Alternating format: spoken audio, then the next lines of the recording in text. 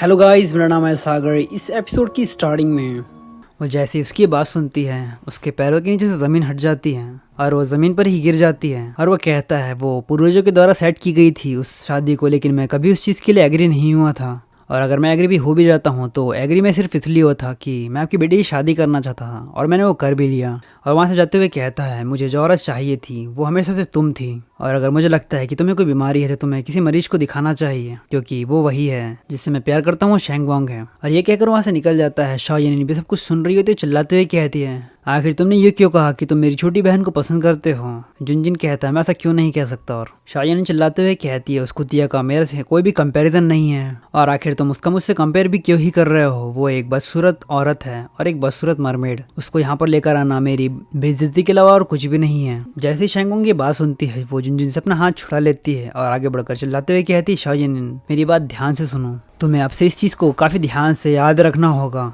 जिस इंसान को पसंद करता है उसका तुमसे कोई भी कंपैरिजन नहीं है। और ये कहकर वहाँ से निकल जाती है। इसके बाद वो हॉस्पिटल के बाहर होते हैं अपनी कार में। वो दोनों कार में होते हैं जहाँ पर जुनजिन किसी फ़ोन पर बात कर रहा होता है। शेंगोंग उसकी तरफ देखती है और अपने मन में कहती है मुझे लगता है कि वर्ल्ड इकोनॉमिक कांग्रेस के बारे में बात कर रहा है, मुझे लगता है कि काफ़ी इंपॉर्टेंट भी होगा। जुनजिन उसकी तरफ हल्की नज़र से देखता है और वो अपने मन में कहता है ब्लश करते हुए धत्तेरी कि आखिर मैं ये कर क्या रहा हूँ, क्या मैं पागल हो गया हूँ, आखिर मैंने चीज़ को पब्लिकली क्यों कहा कि मैं शॉ फैमिली की यंगेस्ट डॉटर को पसंद करता हूँ। और वो उसकी तरफ देखते हुए अपने मन में कहता है मैं इस चीज़ को सोच रहा हूँ, जब मैंने सारी बातें कही होगी तो क्या वो इन सारी बातों को सोचकर अपने मन में हंसी रही होगी।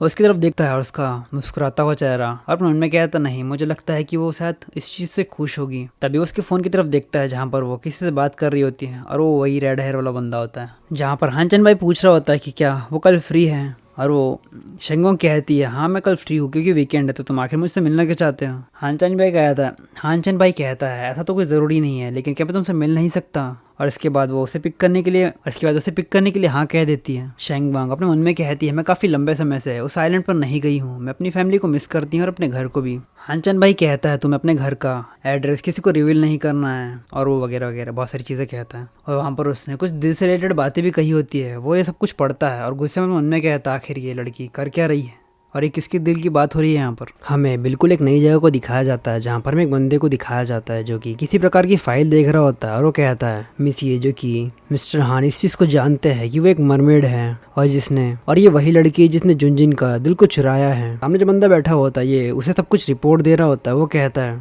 लेकिन मिस ये सिर्फ एक ऑर्डिनरी इंसान है, तो क्या इस चीज़ का पक्का है कि वो उसने जुनजिन के दिल को चुरा लिया होगा।